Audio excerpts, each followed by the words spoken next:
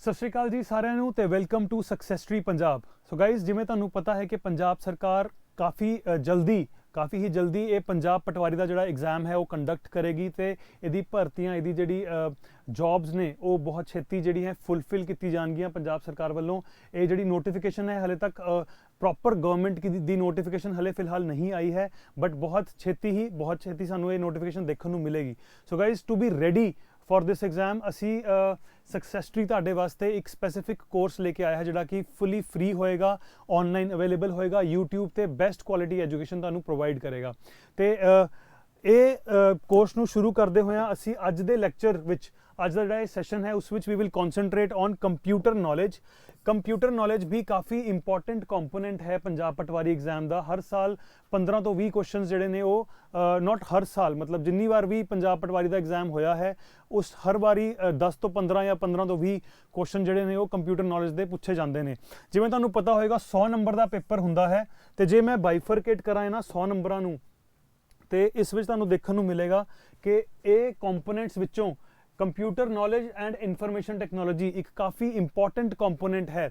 ਜਿਵੇਂ ਕਿ ਇੱਥੇ ਮੈਂਸ਼ਨਡ ਹੈ 15 ਕੁਐਸਚਨ ਔਨ ਐਨ ਐਵਰੇਜ ਪਟਵਾਰੀ ਦੇ ਪੇਪਰ ਵਿੱਚ ਕੰਪਿਊਟਰ ਤੋਂ ਆਉਂਦੇ हैं। ਪਰ ਪਿਛਲੇ ਅਟੈਂਪਟ ਦੀ ਜੇ ਅਸੀਂ ਗੱਲ ਕਰੀਏ 2016 ਵਿੱਚ ਲਾਸਟ ਟਾਈਮ ਪੇਪਰ ਆਇਆ ਸੀ ਪੰਜਾਬ ਪਟਵਾਰੀ ਦਾ ਤੇ 2016 ਵਿੱਚ around 18 question computer and information technology ਵਾਲੇ ਸੈਕਸ਼ਨ ਤੋਂ ਪੁੱਛੇ ਗਏ ਸੀਗੇ। ਤੇ ਹੁਣ ਤੁਸੀਂ ਆਪ ਹਿਸਾਬ ਲਗਾ ਸਕਦੇ ਹੋ ਕਿ ਕਿੰਨਾ ਕੁ ਇੰਪੋਰਟੈਂਟ ਇਹ ਕੰਪੋਨੈਂਟ ਹੈ ਇਸ ਪੇਪਰ ਨੂੰ ਕ੍ਰੈਕ ਕਰਨ ਵਾਸਤੇ। ਤੇ 100 ਚੋਂ 18 ਲਗਭਗ ਕੁਐਸਚਨ 18% ਜੇ ਤੁਸੀਂ ਕਹਿ ਸਕਦੇ ਹੋ ਕੁਐਸਚਨਸ ਡਾਇਰੈਕਟਲੀ ਜਿਹੜੇ ਕੰਪਿਊਟਰ ਐਂਡ ਇਨਫੋਰਮੇਸ਼ਨ ਟੈਕਨੋਲੋਜੀ ਵਾਲੇ ਪੋਰਸ਼ਨ ਚੋਂ ਆਏ ਸੀ। ਮੈਂ ਇਹ ਨਹੀਂ ਕਹੂੰਗਾ ਕਿ ਬਹੁਤ ਮੁਸ਼ਕਿਲ ਕੁਐਸਚਨ ਸੀਗੇ, ਬਹੁਤ ਈਜ਼ੀ ਲੈਵਲ ਕੁਐਸਚਨਸ ਵੀ ਸੀਗੇ, ਕੁਝ ਕਾਫੀ ਐਕਸਟ੍ਰੀਮ ਲੈਵਲ ਕੁਐਸਚਨਸ ਵੀ ਸੀਗੇ। ਲਾਸਟ ਟਾਈਮ 2016 ਵਿੱਚ ਜਦ ਪੇਪਰ ਆਇਆ ਸੀ Python language, C++ language, SQL, .NET ਇੱਦਾਂ ਦੀ ਜਿਹੜੇ ਪਲੇਟਫਾਰਮਸ ਦੇ ਪ੍ਰੋਗਰਾਮਿੰਗ ਲੈਂਗੁਏਜਸ ਨੇ ਇਹਨਾਂ ਵਿੱਚੋਂ ਕੁਐਸਚਨਸ ਆਏ ਸੀਗੇ ਜਿਹੜਾ ਕਿ ਕਾਫੀ IT ਇੰਜੀਨੀਅਰਸ ਬੱਚੇ ਜਿਹੜੇ ਪੇਪਰ 'ਚ ਬੈਠੇ ਸੀ ਉਹਨਾਂ ਤੋਂ ਵੀ ਨਹੀਂ ਹੋਏ ਸੀ, ਰਾਈਟ। ਤੇ ਇਹ ਸਮਝਣਾ ਬੜਾ ਜ਼ਰੂਰੀ ਹੈ ਕਿ ਕਿੱਦਾਂ ਦੇ ਕੁਐਸਚਨਸ ਆਉਂਦੇ ਹੈ ਕੰਪਿਊਟਰ ਤੋਂ ਤੇ ਕਿੱਦਾਂ ਇਹ ਤੁਹਾਡੇ ਵਾਸਤੇ ਇੱਕ ਬੈਨੀਫਿਟ ਹੋ ਸਕਦਾ ਹੈ, ਇੱਕ ਐਜ ਹੋ ਸਕਦਾ ਹੈ, ਰਾਈਟ। ਹੁਣ ਜਿਵੇਂ 18 ਕੁਐਸਚਨਸ ਤੋਂ ਮੈਂ ਤੁਹਾਨੂੰ ਕਹਿਣ ਦੀ ਗੱਲ ਇਹ ਹੈ ਕਿ ਲਗਭਗ 15 ਜਾਂ 14 ਕੁਐਸਚਨਸ ਇੱਦਾਂ ਦੇ ਸੀਗੇ ਜਿਹੜੇ ਕਿ ਆਲਮੋਸਟ 60 to 70% ਬੱਚੇ ਅਟੈਂਪਟ ਕਰ ਸਕਦੇ ਸੀ, ਰਾਈਟ। 60% ਬੱਚਿਆਂ ਨੇ ਜੇ ਕੋਈ ਕੁਐਸਚਨਸ ਅਟੈਂਪਟ ਕਰ ਲਏ ਤਾਂ ਸਾਡੇ ਵਾਸਤੇ ਜਿਹੜੇ ਬਚੇ ਹੋਏ ਕੁਐਸਚਨਸ ਨੇ ਉਹ ਇੰਪੋਰਟੈਂਟ ਹੋ ਜਾਂਦੇ ਕਿਉਂਕਿ ਉਹੀ ਡਿਸਾਈਡਿੰਗ ਫੈਕਟਰ ਬਣ ਜਾਂਦੇ ਨੇ, ਰਾਈਟ। ਸੋ ਇਸ ਸੈਸ਼ਨ ਵਿੱਚ, ਅੱਜ ਦੇ ਸੈਸ਼ਨ ਵਿੱਚ ਅਸੀਂ ਦੇਖਦੇ ਹਾਂ ਕਿ ਪਿਛਲੇ 2016 ਦੇ ਪੇਪਰ ਵਿੱਚ ਕਿੱਦਾਂ ਦੇ ਕੁਐਸਚਨਸ ਕੰਪਿਊਟਰ ਨੌਲੇਜ ਦੇ ਆਏ ਸੀਗੇ। ਸਮਝਣ ਦੀ ਕੋਸ਼ਿਸ਼ ਕਰਦੇ ਹਾਂ ਕਿ ਆਪਾਂ ਕੰਪਿਊਟਰ ਨੌਲੇਜ ਨੂੰ ਕਿਸ ਤਰੀਕੇ ਨਾਲ ਪੜ੍ਹਨਾ ਹੈ, ਕਿੱਦਾਂ ਸਾਰਾ ਕੋਰਸ ਜਿਹੜਾ ਹੈ ਉਹ ਕਵਰ ਕਰਨਾ ਹੈ ਤਾਂ ਕਿ ਸਾਡਾ ਇੱਕ ਵੀ ਕੁਐਸਚਨ ਜਿਹੜਾ ਹੈ ਕੰਪਿਊਟਰ ਦੇ ਸੈਕਸ਼ਨ 'ਚੋਂ ਉਹ ਖਰਾਬ ਨਾ ਹੋਏ ਤੇ ਪੱਕਾ ਕਰੈਕਟ ਕੁਐਸਚਨ ਆਪਣਾ ਆਨਸਰ ਕਰੈਕਟ ਹੋਏ, ਰਾਈਟ। तो पिछले साल आप शुरू करते हैं। पहला क्वेश्चन जो कंप्यूटर तो आया सीगा वो इत्थे लिखा हुआ है, मैंशनड है। Question was double EEPROM। आप ये क्वेश्चन फर्स्ट क्वेश्चन डिस्कस कर रहे हैं, क्वेश्चन नंबर 76 सीगा ये। डबल EEPROM स्टैंड्स फॉर, हुण डबल EEPROM चीज़ क्या है? Double EEPROM basically computer memories का पार्ट है। कंप्यूटर मैमरीज चो भी प्राइमरी मैमरी का पार्ट है, प्राइमरी मैमरीज चो भी रोम का पार्ट है। रोम जिहड़ी है रीड ओनली मैमरी 3 तरह की हुंदी है, PROM, EEPROM, डबल EEPROM। इस क्वेश्चन सानू पूछा गया है कि डबल EEPROM स्टैंड्स फॉर, इहदी एब्रीवेशन का क्वेश्चन है, बहुत सिंपल क्वेश्चन है। जे आपां इहनू कैटेगरी दईए तो यह ईजी लैवल कैटेगरी का क्वेश्चन है। तो ईजी लैवल कैटेगरी क्वेश्चन है, मतलब मैक्सिमम बच्चे इस क्वेश्चन नू राइट सही अटैम्प्ट करेंगे। तो चलो देखते हैं ऑप्शन, 4 ऑप्शन सानू दित्ती गई हैं। A electrically erasable programmable read of memory, B erasable electrically programmable read only memory, easily erasable programmable read only memory, electrically erasable programmable read only memory। Answer is D। Double EEPROM दी full form हुंदी है electrically erasable programmable read only memory. जिवें मैं तुहानूं दस रहा सीगा कि रोम दा पार्ट है, रोम 3 तरह दी हुंदी है, PROM, फिर आंदी है EEPROM, थर्ड आंदी है डबल EEPROM। ਇਹ ਜਿਹੜਾ ਸਪੈਸੀਫਿਕ ਕੁਐਸਚਨ ਅਸੀਂ ਦੇਖ ਰਹੇ ਹਾਂ ਇੱਥੇ ਉਹ ਇਹਦੇ ਬਾਰੇ ਪੁੱਛਿਆ ਗਿਆ ਸਾਨੂੰ, ਡਬਲ EEPROM ਕੀ ਚੀਜ਼ ਹੁੰਦੀ ਹੈ। Double EEPROM stands for electrically erasable programmable read only memory. And ਜੇ ਆਪਾਂ ਇਲੈਕਟ੍ਰੀਕਲੀ ਵਰਡ ਇੱਥੋਂ ਹਟਾ ਦਈਏ ਤਾਂ ਬਣ ਜਾਂਦਾ ਹੈ erasable programmable read only memory ਵਿਚ ਇਜ਼ EEPROM, ਰਾਈਟ, ਵਿਚ ਇਜ਼ EEPROM।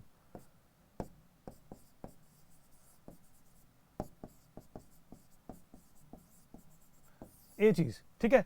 तो ये क्वेश्चन सानू पूछा गया है डबल ईप्रोम बारे, तो आंसर इस क्वेश्चन का आंसर क्या है? डी। चलो जी अगले क्वेश्चन नू देखते हैं। Network interface card is a dash device.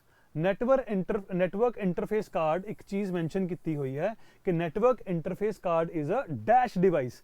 Dash दे ऑप्शंस क्या दी गई ने? इनपुट डिवाइस, आउटपुट डिवाइस या input output device, storage device.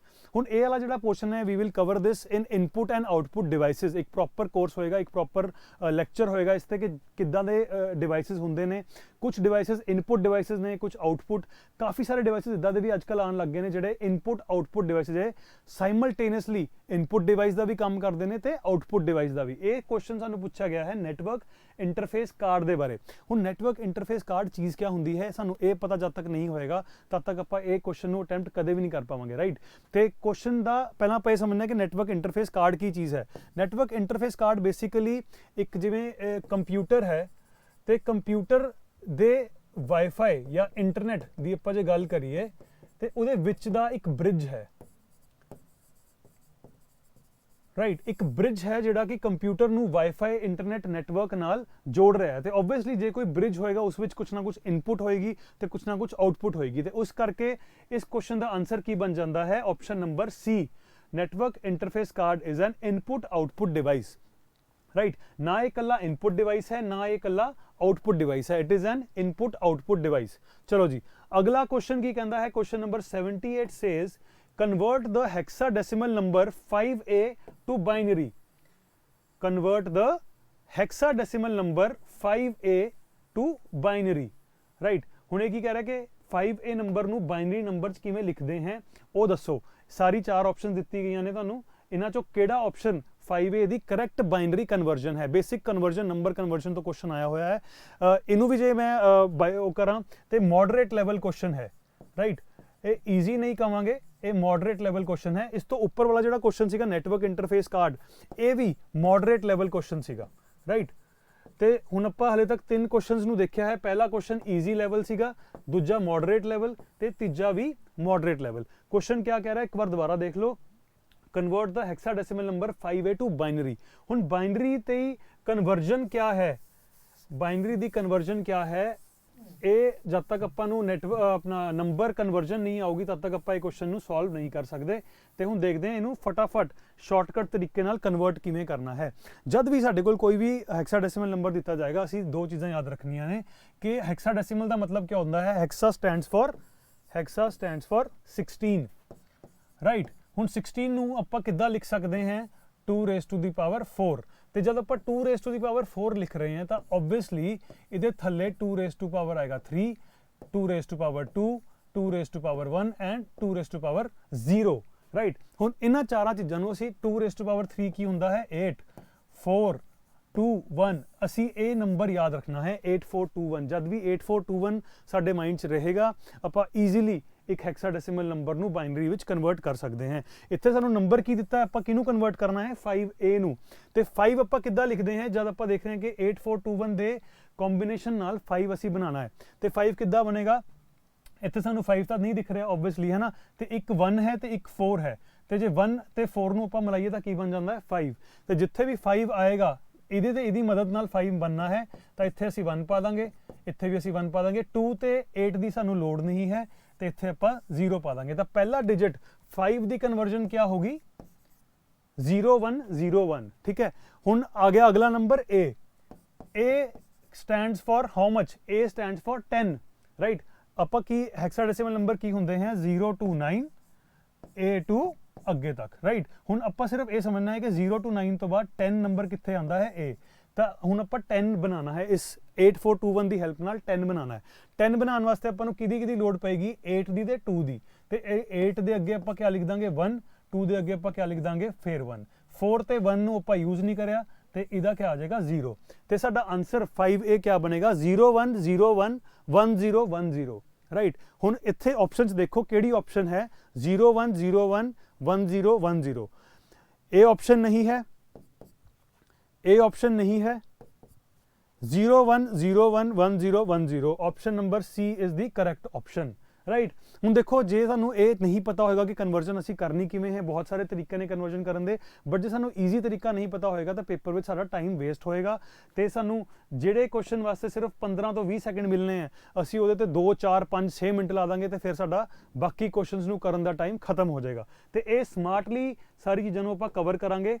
ਚਲੋ ਜੀ ਅਗਲੇ ਕੁਐਸਚਨ ਨੂੰ ਦੇਖਦੇ ਹਾਂ। अगला क्वेश्चन है which of the following is the fastest memory.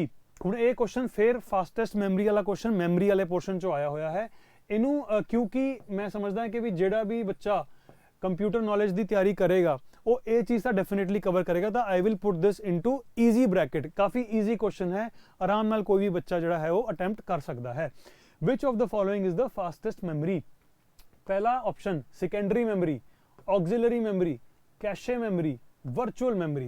हुण इहदे वास्ते आपां नूं ये पता होना बहुत जरूरी है कि 3 तरह की मैमरी जिहड़ी है वो हुंदी है, राइट। प्राइमरी मैमरी हुंदी है, सेकेंडरी मैमरी हुंदी है, एक होर तरह की मैमरी हुंदी है cache memory.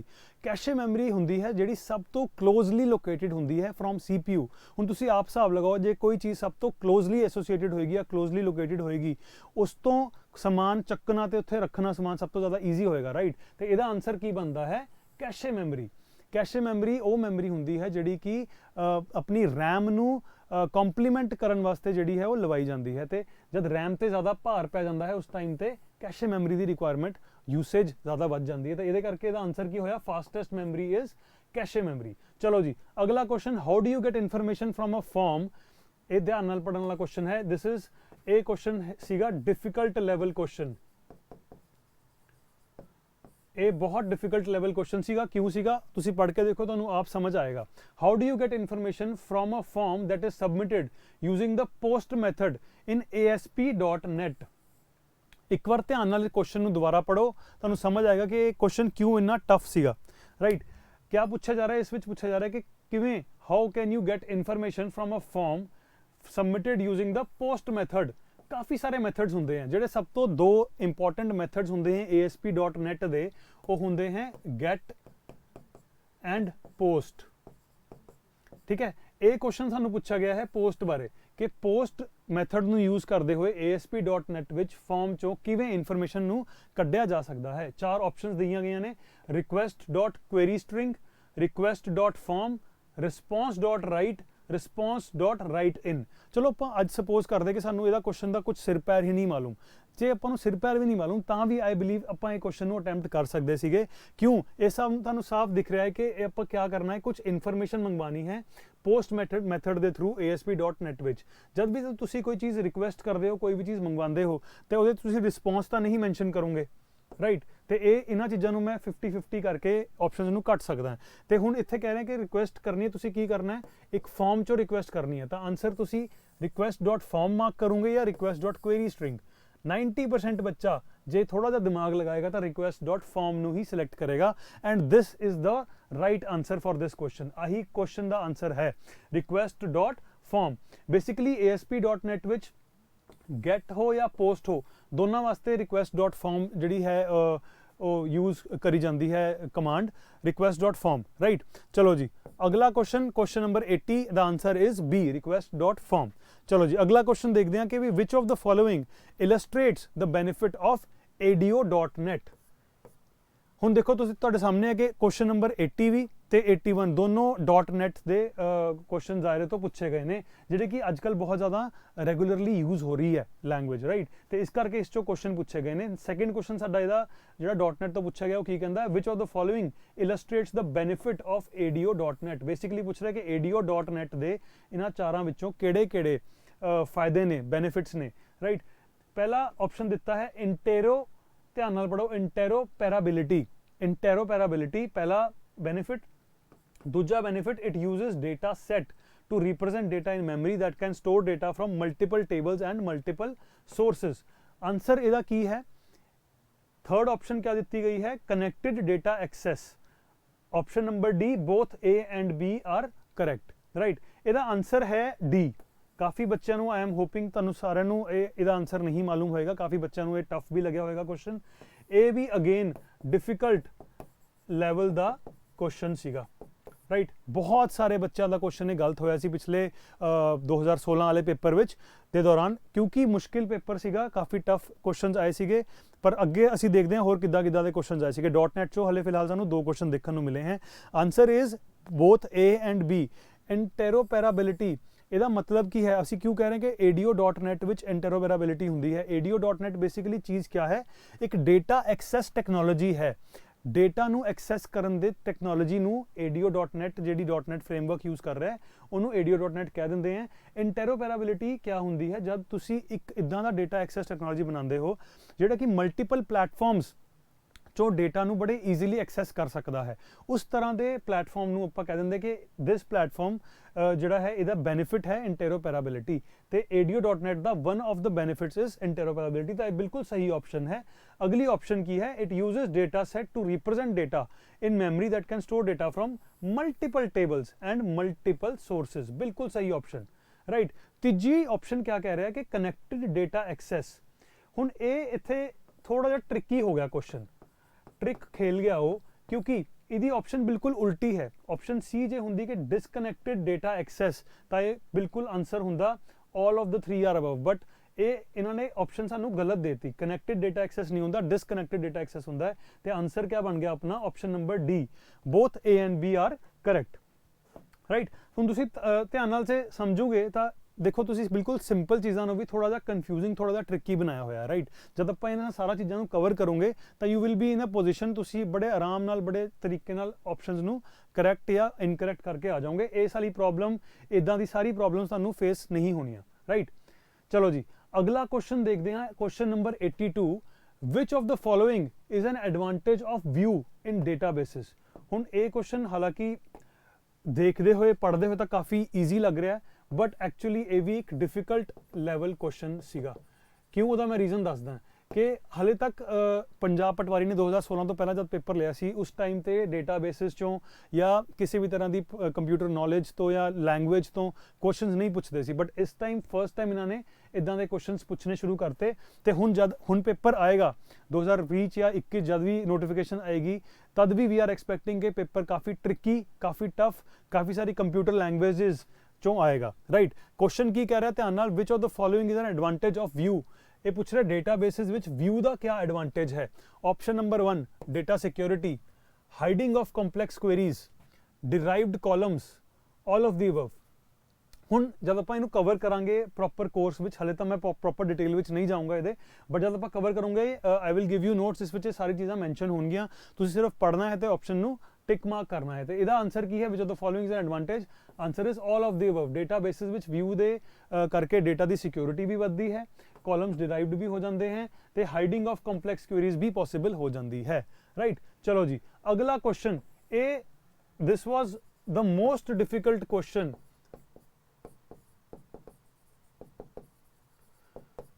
Of 2016। Why? Question तो बहुत सिंपल है बट बच्चे थोड़ा जा घबरा गए ये स्टेटमेंट नू पढ़ के।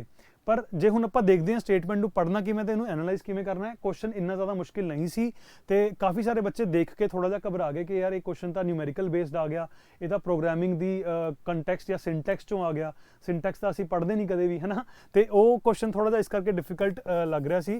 ते देखते हैं क्वेश्चन की कहता है। क्वेश्चन कहता है कि भी how long does the loop x is equal to 0, x is equal to 3, x plus plus runs in C programming। C programming the question आ गया सी ਤੇ ਇਸ ਕਰਕੇ we have marked it as most difficult question of 2016।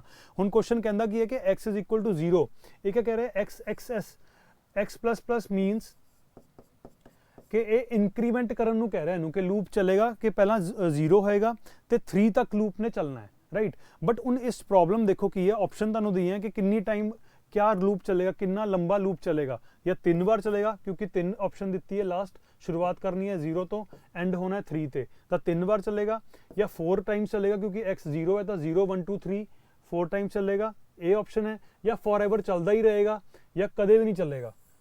ਇਹਦਾ answer is for ever. Answer is for ever because इत्थे किते भी जे तुसीं ध्यान नाल ਇਹ लूप ਨੂੰ ਦੇਖੋਗੇ इत्थे किते भी एडमिशन ਉਹ ਨਹੀਂ ਦਿੱਤੀ ਹੋਈ, कंडीशन नहीं ਦਿੱਤੀ ਹੋਈ कि 3 ਤੋਂ ਬਾਅਦ ਉਹ ਬੰਦ ਹੋ ਜਾਏ ਲੂਪ। ਇਹ ਲਿਖਿਆ ਕਿ x 0 ਹੈ, ਸਟਾਰਟਿੰਗ ਵਿੱਚ x 0 ਹੈ, x 3 ਤੇ ਵੀ ਜਾਏਗਾ।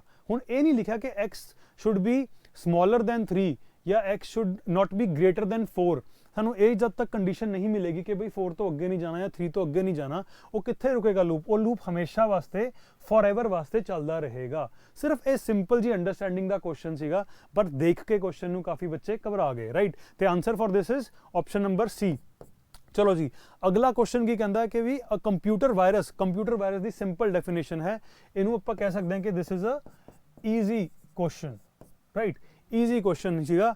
ਕੰਪਿਊਟਰ ਵਾਇਰਸ ਦੀ ਡੈਫੀਨੇਸ਼ਨ ਪੁੱਛੀ ਹੈ, ਇਹ ਸੌਫਟਵੇਅਰ ਹੁੰਦਾ ਹੈ। ਕੰਪਿਊਟਰ ਵਾਇਰਸ ਕਦੇ ਵੀ ਸੌਫਟਵੇਅਰ ਨਹੀਂ ਹੁੰਦਾ, ਤਾਂ ਆਪਸ਼ਨ ਗਲਤ ਹੋਗੀ। ਇੱਕ ਐਪਲੀਕੇਸ਼ਨ ਸੌਫਟਵੇਅਰ ਹੁੰਦਾ ਹੈ, ਕੰਪਿਊਟਰ ਵਾਇਰਸ ਕਦੇ ਵੀ ਇੱਕ ਐਪਲੀਕੇਸ਼ਨ ਸੌਫਟਵੇਅਰ ਨਹੀਂ ਹੁੰਦਾ, ਪ੍ਰੋਗਰਾਮ ਹੁੰਦਾ ਹੈ। ਹੁਣ ਪ੍ਰੋਗਰਾਮ ਦੇ ਦੋ ਆਪਸ਼ਨ ਦਿੱਤੀਆਂ ਕਿ program that spreads itself and destroys other program, a program that corrects the problems. ਹੁਣ ਵਾਇਰਸ ਦਾ ਤੁਹਾਨੂੰ ਪਤਾ ਹੀ ਹੈ, ਕਦੇ ਵੀ ਕੋਈ ਵੀ ਚੀਜ਼ ਕਰੈਕਟ ਤਾਂ ਕਰਦਾ ਹੀ ਨਹੀਂ ਵਾਇਰਸ, ਤੇ ਵਾਇਰਸ ਕੀ ਕਰਦਾ ਹੈ? Destroys other program. ਤੇ ਆਨਸਰ ਕੀ ਹੋ ਗਿਆ ਇਹਦਾ? Option number C. ਬਹੁਤ ਸਿੰਪਲ, ਬਹੁਤ ਈਜ਼ੀ ਲੈਵਲ ਦਾ ਕੁਐਸਚਨ ਸੀਗਾ।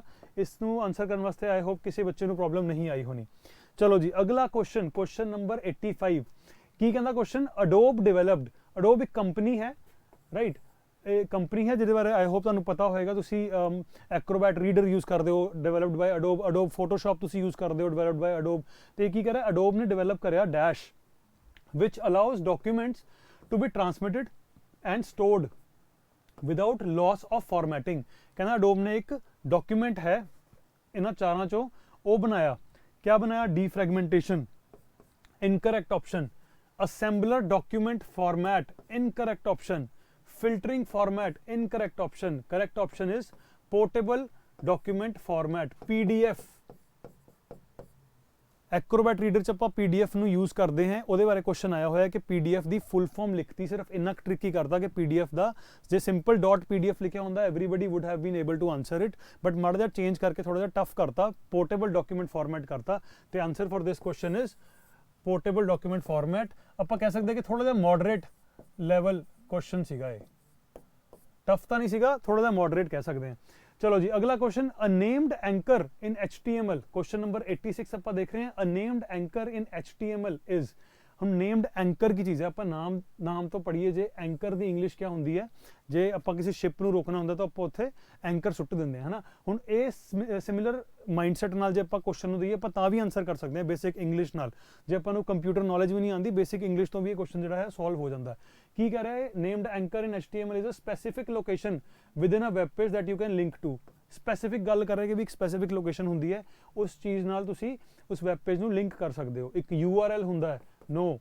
मैकेनिज्म हुंदा है by which an image can be fixed to a point, no.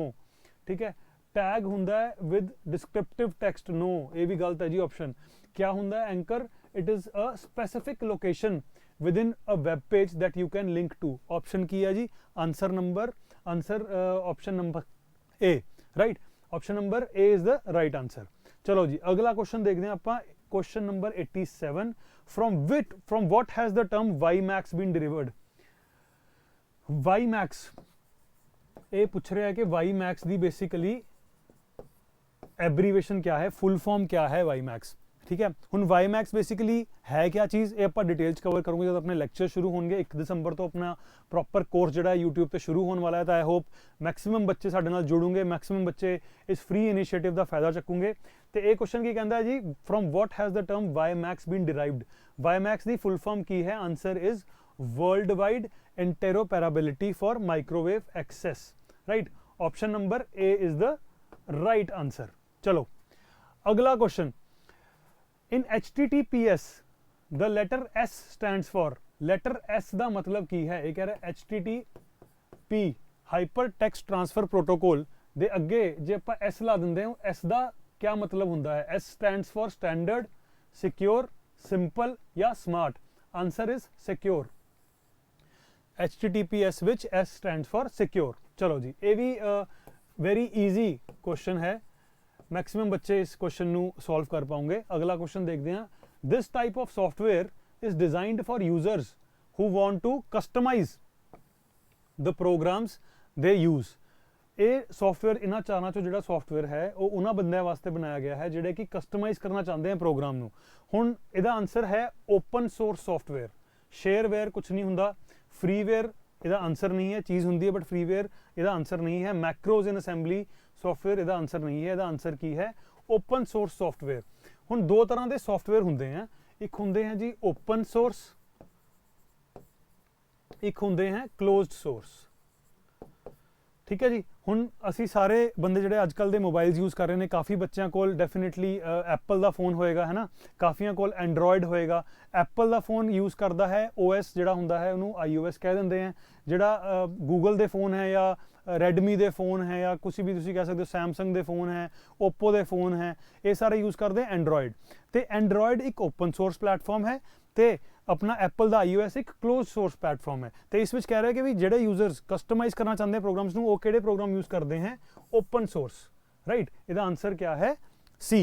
चलो जी, लास्ट क्वेश्चन जेड़ा अपना इस पर्टिकुलर सैशन का या इस पर्टिकुलर स्लाइड का है, वो की कहता कि भी a SIM in mobile phone stand for, SIM की फुल फॉर्म पूछ रहे हैं जी। तुहाडे फोन च एक सिम कार्ड पैंदा है ना, उस सिम कार्ड की फुल फॉर्म क्या होंदी है? SIM stands for, answer is, तुसी एक बार आप ट्राई करो। आई थिंक ये बहुत ईजी लेवल क्वेश्चन है, मैक्सिमम बच्चों ने इनू अटैम्प्ट कर लिया होना। आंसर क्या होना चाहिए? Subscriber internet module, incorrect. Subscriber internet model, incorrect. Subscriber identity memory, फिर इनकरेक्ट, गलत है ऑप्शन। आंसर की है subscriber identity module, SIM stands for subscriber identity module. तो ये फ्रेंड्स आई होप तुहानू सारे जिहड़े क्वेश्चंस ने 2016 में जिहड़े आए सी वो समझ आ गए होने। लैवल जिवें मैं तुहानू कहा सी कुछ क्वेश्चंस मुश्किल भी सीगे डेफिनेटली, कुछ क्वेश्चंस .NET चो पूछे गए सी, C++ तो पूछे गए सी, होर भी तुसीं कह सकते हो डेटाबेस तो पूछे गए सी, राइट। बट कुछ क्वेश्चंस बहुत सिंपल भी सीगे। तो आई बिलीव, मैं पर्सनली बिलीव करदा कि भी जे ਅਸੀਂ ਸਮਾਰਟ ਵਰਕ ਕਰੀਏ, ਹਾਰਡ ਵਰਕ ਦੀ ਜ਼ਰੂਰਤ ਨਹੀਂ ਹੈ। ਜੇ ਆਪਾਂ ਸਮਾਰਟ ਹੋ ਕੇ ਕੰਮ ਕਰੀਏ ਜਾਂ ਸਮਾਰਟ ਹੋ ਕੇ ਪੜ੍ਹਾਈ ਕਰੀਏ ਤਾਂ ਕੁਐਸਚਨਸ ਦਾ ਲੈਵਲ ਬਹੁਤ ਈਜ਼ੀ ਸੀਗਾ, ਮੋਡਰੇਟ ਸੀਗਾ। ਤੇ ਵੀ ਵਿਲ ਟਰਾਈ, ਅਸੀਂ ਟਰਾਈ ਕਰਾਂਗੇ ਕਿ ਮੈਕਸਿਮਮ ਕੁਐਸਚਨਸ ਜਿਹੜੇ ਨੇ ਤੁਹਾਡੇ ਪੇਪਰ ਸਾਡੇ ਕੋਰਸ ਚੋਂ ਕਵਰ ਹੋ ਜਾਣ। ਪਰ ਸਮਝਣ ਦੀ ਗੱਲ ਇਹ ਹੈ ਕਿ ਕੋਈ ਵੀ ਕੋਚਿੰਗ ਇੰਸਟੀਟਿਊਸ਼ਨ ਜਾਂ ਕੋਈ ਵੀ ਫੈਕਲਟੀ ਕਦੇ ਵੀ एक 100% कमिटमेंट या 100% गारंटी नहीं ले सकता। हुण पेपर एग्जामिनर किस चीज़ का क्वेश्चन पा दे वो बहुत मुश्किल है गैस करना, राइट। बट जे तुसी माड़ा मोटा अपने वालों एफर्ट पाओगे या लैक्चर नूं ध्यान नाल सुनोगे, जे लैक्चर कोई वर्ड यूज़ कराया गया, तुसी वर्ड के बारे एक्सट्रा गूगल कर लिया या एक्सट्रा उसदे बारे पढ़ लिया तो वह तुहानूं डेफिनेटली फायदा होएगा। तो आई होप जिवें तुहानूं पता है कि 1 दिसंबर तो अपने जड़े हैं इस चैनल ते, आई होप तुसी चैनल पहला तो सबसक्राइब कर लिया होना, चैनल नूं सबसक्राइब जरूर करो। 1 दिसंबर तो लाइव क्लासेस चैनल ते शुरू हो जाणगियां। ते इस तो इलावा दो चीज़ां बड़ी इंपॉर्टेंट ने जिहड़ी तुहानूं बहुत हैल्प करनगियां। पहली चीज़ टैलीग्राम, असी टैलीग्राम चैनल भी बना रहे हैं। इसका सारा जो डेटा है, जी भी PDFs ने, जी भी फाइल्स ने, बच्चों को जो प्रैक्टिस क्वेश्चंस देने ने, सारा नोट्स इस टैलीग्राम चैनल के थ्रू जी हैं वो बच्चों को दे जाएंगे। तो टैलीग्राम चैनल ते सानू जरूर फॉलो कर लियो। टैलीग्राम चैनल का जो लिंक है वो डिस्क्रिप्शन च मैंशनड होएगा, वो जरूर तुसी जाके देखना है तो उन्होंने ज्वाइन करना है। दूजी चीज़, फेसबुक ते असी एक पेज भी बनाया है, फेसबुक पेज है साडा सक्सेसट्री पंजाब का, जिस विच असी पंजाब गवर्नमेंट के एग्जाम्स ते ही फोकस करना है। सारी इन्फॉर्मेशन, चाहे वो नोटिफिकेशन बारे होए, चाहे वो प्रीवियस ईयर पेपर होए, चाहे वो नया जिहड़ा पैटर्न है एग्जाम का वो डिस्कशन होए, सारी चीज़ां इन्हां दोनों प्लेटफॉर्म्स ते तुहानूं अपडेटेड ते अर्जेंट तो अर्जेंट, जल्दी तो जल्दी जी है शेयर की जाएगी। तो इन्हां दोनों प्लेटफॉर्म्स ते सब सक्सेसट्री पंजाब नूं जरूर फॉलो करो ताकि तुहानूं इमीजिएट इन्फॉर्मेशन जी है वो मिलती रहे। तो आई होप तुहानूं अज दा ये सैशन काफ़ी बेनीफिशियल लग्या होना।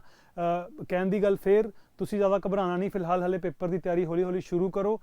लैट्स होप कि पेपर छेती तो छेती आए, नोटिफिकेशन छेती तो छेती आए, पर तद तक तैयारी शुरू करनी बहुत जरूरी है। किते आपां वेट ही ना करते रह जाए कि नोटिफिकेशन आ भी गई तो साडी तैयारी शुरू भी नहीं हुई। तो आई होप तुहानूं सैशन पसंद आया होगा। जुड़े रहो साडे नाल। Thank you so very much, thank you.